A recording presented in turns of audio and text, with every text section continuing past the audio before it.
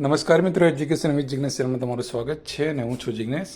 મિત્રો, વિદ્યા સહાયક ભરતી 2026 24 તારીખ આજે ફોર્મ ભરવા માટેનો છેલ્લો દિવસ હતો અને કાલે જે આપણને સમાચાર મળ્યા હતા કે જે પિટિશનરો જે છે જેને ગુજરાત હાઈકોર્ટમાં જે કેસ કરેલો છે કે જે માર્ક્સ છે એમના જે સુધર્યા નહોતા, એટલે કે આન્સર કી સામે એમને ગુજરાત હાઈકોર્ટમાં રીટ કરેલી છે.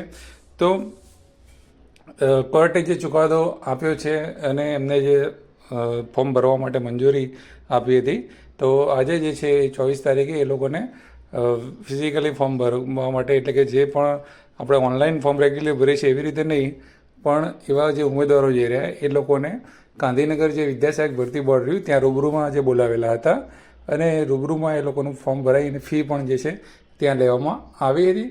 તો આની અંદર જે ખાલી જે પિટિશનર, એટલે કે જે લોકોએ પિટિશનમાં ભાગ લીધો હતો કોર્ટની અંદર, એ લોકોને જે ફોર્મ ભરવાનો મોકો આપવામાં આવ્યો છે, બરાબર છે. અને વચગાળાનો આદેશ જે છે આપવામાં આવેલો છે. એટલે ઘણા મિત્રોને સવાલ હોય છે કે તો આ બાબતમાં, અને આપણે તમને ખબર છે કે 2-3 દિવસથી આપણે વિડીયો કોઈ બનાવ્યા નહોતા, કારણ કે મેં તમને વાત કરી હતી ગ્રુપમાં, મિત્રોને ખબર જ હશે. તો ઘણાને પ્રશ્ન છે કે આ બધું જે કેસ કરે એ લોકોને બીજા લોકોએ ના કર્યું એમનું શું, એમનો મોકો મળશે કે નહીં, બરાબર છે. તો સ્પષ્ટ જે રીતે સૂચના આપવામાં આવેલી છે એ રીતે જોતા, બરાબર, જે લોકોએ પિટિશનમાં ભાગ લીધો છે એમને જ આ મોકો મળ્યો છે. અને એ રીતે અંદર સ્પષ્ટતા કરવામાં જ આવી છે કે નામદાર ગુજરાત હાઈકોર્ટના આદેશ અનુસાર જે છે એ તમારું જે છે એ હુકમ જે રહેવાનો છે, એટલે કે આગામી ભવિષ્યમાં શું કરવું એ એના અનુસાર રહેવાનું છે. જો હાઈકોર્ટ દ્વારા આ જે તમારા માર્ક્સ જે છે કેટલા સુધારવામાં આવે છે, શું છે એ પ્રકારનું જે છે એ કરવામાં આવે કે નિર્ણય લેવામાં આવે તો જ તમને મેરિટમાં સમાવેશ થશે અને પાસ ગણવામાં આવશે. પણ આગળ જતાં જે છે એ ચુકાદો પક્ષમાં નથી આવતો, ફાઇનલ જે ડિસિઝન છે એ પક્ષમાં નથી આવતું, તો એને મેરિટમાં લેવામાં આવશે નહીં. તો એટલા માટે જે છે ઓફલાઈન ફોર્મ એ લોકોના ભરીને લેવામાં આવ્યા છે. તો એમનું ફોર્મ જે છે એની અંદર હાલ જે આપણે યાદી બનવાની જે છે એની અંદર એ લોકોને હાલ ગણતરીમાં નહીં લેવામાં આવે, બરાબર છે. ચુકાદાની રાહ જોવામાં આવશે અને પેન્ડિંગ રાખવામાં આવશે એ લોકોને, અને જે તે મેરિટ લિસ્ટ જે છે એ અલગથી એ લોકોનું કરીને જે છે ભરતી બોર્ડ રાખશે. અને આ જે પ્રક્રિયા જે રહી, જે સામાન્ય પ્રક્રિયા જે છે, હવે આ ફોર્મ ભરાઈ જશે અને પછી પ્રોવિઝનલ મેરિટની ને બધી જે પ્રક્રિયા જે છે એ પ્રક્રિયા જે છે એ હવે ચાલવાની છે, રેગ્યુલર એ પ્રક્રિયા ચાલશે. અને આ જે ફોર્મ જે છે બધા પેન્ડિંગ એક સાઈડ રાખવામાં આવશે.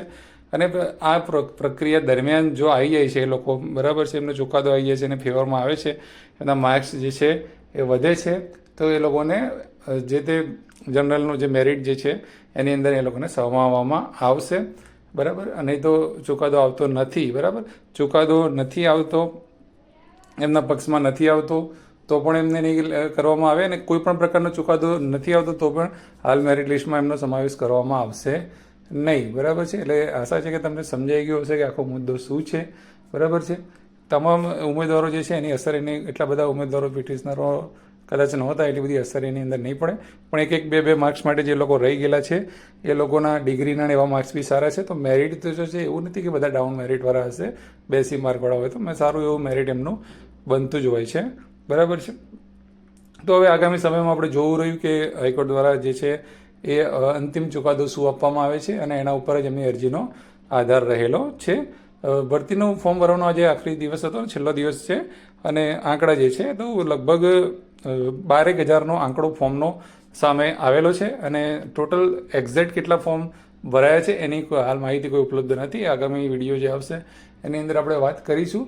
અને હવે પછી જે છે એ આપણે કેટેગરી વાઇઝ જાતિ વેરિફિકેશન, કાસ્ટ વેરિફિકેશનના જે વિડીયો જે છે, પછી મેરિટ ગણતરી, મેરિટ સંભવિત મેરિટ આના એ બધા વિડીયો જે છે, અને ગઈ વખતનું મેરિટ એનાલિસિસ, આ વખતનું મેરિટ એનાલિસિસ, તમામ પ્રકારના વિડીયો જે છે 1 by 1 આપણે મૂકતા રહીશું. તો ચેનલને સબસ્ક્રાઈબ ના કરી હોય તો કરી લેજો, અને વિડીયો લાઇક અને શેર કરવાનું ભૂલતા નહીં. જય હિન્દ, જય ભારત, થેન્ક યુ.